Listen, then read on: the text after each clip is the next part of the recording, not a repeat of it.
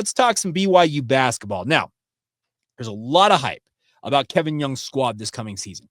AJ Dybantsa, in his own right, carries a lot of that weight of expectation for the BYU basketball program, and for good reason. Depending on which publication you look at, ranking recruiting services, he is either the number 1 or the number 2 recruit in this past recruiting cycle, and many people believe that this year he may have been the number 1 overall pick in the NBA draft, and that would indicate that he's the odds-on favorite to be selected number 1 overall next June when he's out in Brooklyn at the NBA draft. With all that, is BYU truly built to contend around him, and have they built the type of roster that can be a title contender? Well, CBS Sports decided to do what they called their tiers of Big 12 football, and they broke them down essentially into tiers. There's 4 different tiers. Let's break them down real quick for you guys. 5 tiers. Title contenders is in tier 1, top 25 caliber club tier 2. Tier 3 is a tournament team. Tier 4 is Bubblicious, and then tier 5 is the basement. Well, if you scroll down in this story, there are 3 title contenders. Now, one is the national runner-up from this past year. That's the Houston Cougars. Obviously, they would be a title contender once again this year. Then you look at Texas Tech, who has spent quite a bit of money in NIL and has a lot of returning talent, and they're expected to be in the mix as they lost in the Elite 8 of this past NCAA tournament. And then there are the BYU Cougars, obviously lost in the Sweet 16 this past year. And here is what CBS had to say. They call it the scoop about BYU. BYU's best 4 players are just terrific. Dybantsa, speaking of AJ Dybantsa, is the sell. The potential number 1 overall pick has every athletic tool to be one of the best players in college basketball, and BYU has wisely surrounded him with a terrific situation to accentuate his strengths and make the game easier. Poaching Robert Wright III from Baylor was a massive development. BYU needed a paint-touch guard and got the best one on the board. Richie Saunders is back to do what Richie Saunders does, hand out buckets. Saunders could easily join the coveted 50-40-90 club this season. And then Keita, speaking of Keba Keita, is a tough, physical, two-way big who embraces his role. Those 4 are the anchors, and BYU is loaded up on shooters to complement Dybantsa's drives, Wright's pick-and-roll game, and Saunders' off-movement brilliance. Keep an eye on both Kennard Davis Jr. and Mihailo Boskovic. Kennard Davis, a Southern Illinois transfer, should be unleashed defensively in a smaller offensive role, but he's capable of adding another shot-creating big guard to this mix. Boskovic is a rangy 6'10 forward who can shoot it and drive long closeouts, and the BYU basketball coach Kevin Young has so many buttons he can press offensively, and the Cougars defense should be able to play more coverages with candidly way better athletes. The ground that Dybantsa and Davis can cover on the perimeter is just another level compared to the previous iterations of BYU basketball, unquote. BYU can, BYU can win 6 straight. Speaking of the 6 games you need to win an NCAA tournament title. Wow, that's pretty high praise for BYU, but are they saying anything that's out of the ordinary? No, I don't think they are. I think they actually nailed it. BYU has their 4 anchor players. And yeah, Kennard Davis Jr. probably is the number 5 guy in that starting lineup for BYU. But they didn't even mention guys like Tyler Mears. They didn't talk about Brody Kozlowski. There are so many guys on BYU's roster that are capable of contributing at a high level. That, yeah, there's a reason why BYU is being considered as a national title contender, but it does begin and end with AJ Dybantsa. He will drag BYU as far as they can go this season, it feels like, even though he is just 18 years old.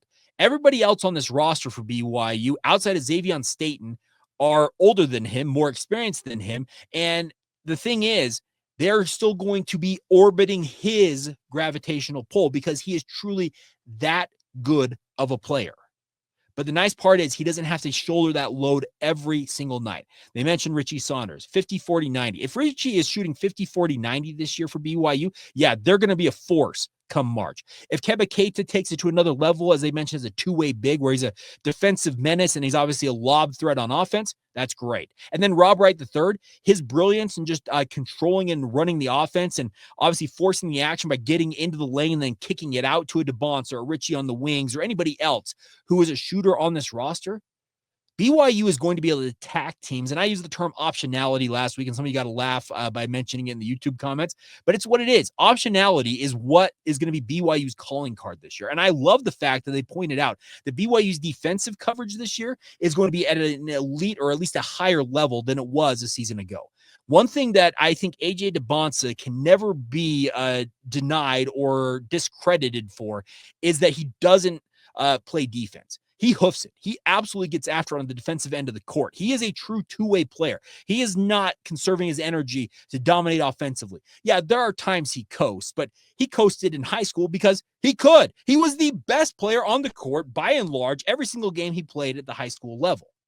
He could coast a little bit, but he gets after it. And everybody else on this roster, Rob Wright, even though he's a diminutive guard relative to other guys on the roster, he's a dog on defense. I love what Kennard Davis Jr. brings to the table. There have been comments made about him that he could be the Mawit Mag for this BYU squad. And we all know the critical role that Mawit Mag took on last year for the BYU basketball program. It was maybe the most critical role that got BYU to where they got in the end. I love the fact that Kevin Young has built this roster to have versatility, to have that optionality, to attack teams every which way they can be attacked. And obviously on defense, where they can get after it and be more dogged on that end of the court. You're not going to win a national title just outscoring everybody. You have to win it with defense. And I think that Houston has shown that because, quite frankly, Houston's the one team that has been just a thorn, an absolute thorn in the side of BYU since joining the Big 12. But there's why Houston's a perennial Final Four, if not a national title contender, because they get after it defensively. They are maybe the most dogged defensive team this side of really anybody in college hoops. And I think it'd be a great selling point for BYU to look at Houston and say, we want to emulate that. Maybe you won't be able to be that dogged because Houston, they've got some premier athletes and they are conditioned and they train at a level that is really, really unprecedented, unmatched, and Kelvin Sampson works them hard. I'm not saying that Kevin Young isn't going to work his guys hard. He's going to push these guys, and he's going to expect a lot from them because you don't get talents like AJ Dybantsa on BYU's campus literally ever, and you have to take advantage of it. Could BYU crash out in the Elite Eight if they run into a hot shooting team like they did this past year against an Alabama? Yes, that could happen. That is the madness that March entails. But the simple fact of the matter is I completely agree with where CBS Sports is coming from and saying that BYU's versatility, the different options they have put onto this roster to give Kevin Young every combination in theory that he could want, it means that BYU is an absolute force, and they indeed could, as they say, quote, win 6 straight. It's never happened in BYU basketball history. They have never won 4 straight. They have not been to a Final Four, and that would be an accomplishment in and of itself to make it to the final weekend of the collegiate basketball season. But why stop there? Dream big, work your tails off, and get after it this year. There is every opportunity for BYU basketball to win a national title, and I, for one, can't wait to have that front row seat to watch it all play out this fall. All right, coming up next, we'll finish up today's show with more of an overarching look at the BYU athletic department.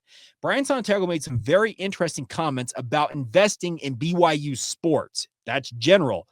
Is that a bad idea for BYU in this rev share era of the House settlement? We'll delve into that next, right here on Locked On Cougars.